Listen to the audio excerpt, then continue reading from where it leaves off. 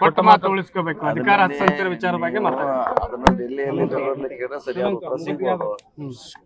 ಹಾವೇರಿಯಲ್ಲಿ ಕೇಳೋದು ಉತ್ತರ ಸಿಗೋಲ್ಲ ಸರ್. ಈಗ ಮನ್ ಫೆನ್ಸಿಂಗ್ ಕತಿ ಹೇಳಿದ ನಂತರ ನಿಮಗೂ ಹೈಕಮಾಂಡ್ ಏನಾರ ಆದೇಶ ಬಂತ ಸರ್ ಮಾತಾಡಬಾರ್ದು ಹಿಂಗೆ ಮಾತಾಡ್ಬಂದು ನಾವೇನೇನು ಪಕ್ಷದ ವಿರೋಧವಾಗಿ ಏನು ಮಾತಾಡಿಲ್ಲ. ಪಕ್ಷದ ಪರವಾಗಿ ಮಾತಾಡ್ತೀವಿ, ಪಕ್ಷದ ವಿರೋಧ ಯಾವಾಗ ಮಾತಾಡೋದು. ಹಿಂಗಾಗಿ ಆ ಪ್ರಶ್ನೆ ಉದ್ಭವ ಆಗೋಲ್ಲ. ಈ ಪಕ್ಷಕ್ಕೆ ದುಡ್ದಾರ ಕೂಲಿ ಕೇಳ್ತಾ ಇದಾರೆ, ಕೂಲಿ ಸಿಗುತ್ತಾ ಸರ್? ಇಲ್ವ? ಎಲ್ಲರಿಗೂ ಸಿಗೋಲ್ಲ. ರೇಟ್ ಬಂದಿ ಭಾಳ ಮಂದಿ, ಸುಮಾರು ಜನ ಎಲ್ಲರೂ ಪ್ರಯತ್ನದಿಂದ ಸರ್ಕಾರ ಬಂದಿದೆ. ಕೆಲವ್ರಿಗೆ ಸಿಗಬೇಕು, ಕೆಲವರಿಗೆ ಸಿಗೋಲ್ಲ. ಕಾಯ್ಬೇಕಷ್ಟೇ ಸರ್. ಇದು ಎಲ್ಲಿವರೆಗೂ ಇರುತ್ತೆ ಸರ್ ಇದು ಗೊಂದಲ, ಈ ಕುರ್ಚಿ ಗುದ್ದಾಟ? ಹೇಳಿದೆ ನಾವು ಹೇಳಿದಾರೆ, CM ಅವ್ರು ಹೇಳಿದಾರೆ, ಎಲ್ಲರೂ ಹೇಳಿದಾರೆ. ಆದಷ್ಟು ಬೇಗ ಇತ್ಯರ್ಥ ಆಗ್ಬೇಕು. ಅದು ಇಲ್ಲಾಂದ್ರೆ ಗೊಂದಲ ಬಗೆಹರಲ್ಲ. ಹೇಳಿದ್ವಿ, ರಿಕ್ವೆಸ್ಟ್ ಮಾಡಿದ್ವಿ ನಾವು ಕೂಡ, ಎಲ್ಲರೂ ರಿಕ್ವೆಸ್ಟ್ ಮಾಡಿದಾರೆ. DK ಶಿವಕುಮಾರ್ ಒಬ್ಬರಿಗೆ ಕೂಲಿ ಕೇಳ್ತಾ ಇದಾರೆ ಸರ್, ಉಳಿದವರಿಗೂ ಕೂಲಿ ಕೇಳ್ತಾ ಇಲ್ಲ ಯಾರು, ಅವ್ರೊಬ್ಬರೇ ದುಡ್ದ. ಆ ಸಂದರ್ಭ ಬಂದಾಗ ಅದ್ರ ಬಗ್ಗೆ ಚರ್ಚೆ ಮಾಡೋಣ. ಸರ್ ಇನ್ನೊಂದು DK ಶಿವಕುಮಾರ್ ಒಂದು ಸತೀಶ್ ಜಾರಕಿಹೊಳಿ ಅವರಿಗೆ CM ಆಗೋ ಆಸೆ ಇಲ್ವಾ ಅನ್ನೋದು ಒಂದು. ಎರಡನೇದು DK ಶಿವಕುಮಾರ್ ಅವರು CM ಆದ್ರೆ ಅದಕ್ಕೆ ಸತೀಶ್ ಜಾರಕಿಹೊಳಿ ಅವರ ಬೆಂಬಲ ಇರ್ತದ ಅಂತ. ಅದು ನೋಡಿ, ಪಕ್ಷದ ವೇದಿಕೆಯಲ್ಲಿ ಹೇಳ್ತೀವಿ, ಇಲ್ಲಿ ಹೇಳಕ್ಕಾಗಲ್ಲ. ಪಕ್ಷದಲ್ಲಿ ಇದೀವಿ, ಅದೇ ಪಕ್ಷದಲ್ಲಿ ಅದೇ ಪಕ್ಷ ಮಾಡ್ಲೇಬೇಕಾಗ್ತದೆ. ಆ ವಿಚಾರ ಪ್ರಸ್ತಾಪ ಇದೆಯಾ ಸರ್? ಈಗ ಬರೋಲ್ಲ, ಅದೀಗ ಪ್ರಶ್ನೆ ಬರೋಲ್ಲ. ಎಲ್ಲಾರು ಪಕ್ಷದಲ್ಲಿ ಇದೀವಿ, ಅವ್ರು ಇದಾರೆ, ನಾವು ಇದ್ದೀವಿ,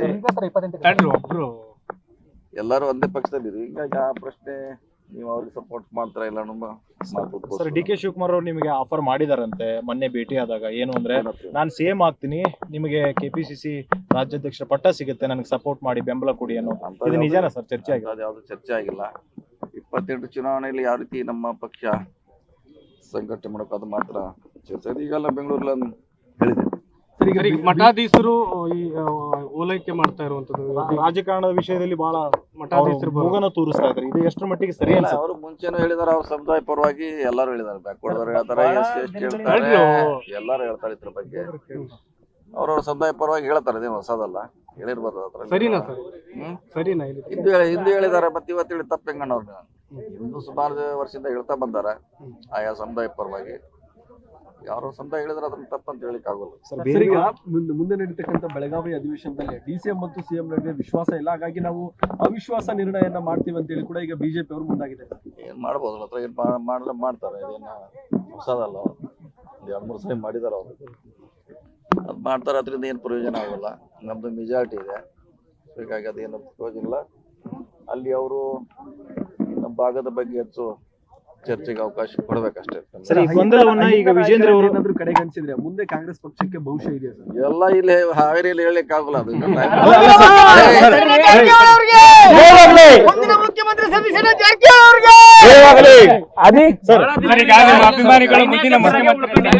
ಗೋದಲೆಲ್ಲ ನಿಮ್ಮ ಅಭಿಮಾನಿಗಳು ಇದೇ ರೀತಿ ಘೋಷಣೆ ಕೂಗ್ತಾ ಇದ್ದಾರೆ.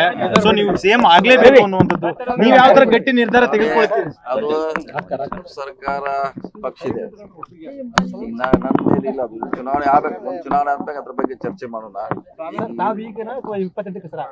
ಹೇಳಿದ್ವಲ್ಲ 28 ಅಂತ ಹೇಳಿ, ಈಗ ನಮ್ದು ಇಲ್ಲಿವೆಲ್ಲ. Thank you. ತುಂಬಾ ದಪ್ಪ ಇದ್ದೀರಾ, ಅದರಲ್ಲೂ ಯಾವುದೇ ಸೈಡ್ ಎಫೆಕ್ಟ್ ಇಂದ ಸಣ್ಣ ಆಗ್ಬೇಕಾ?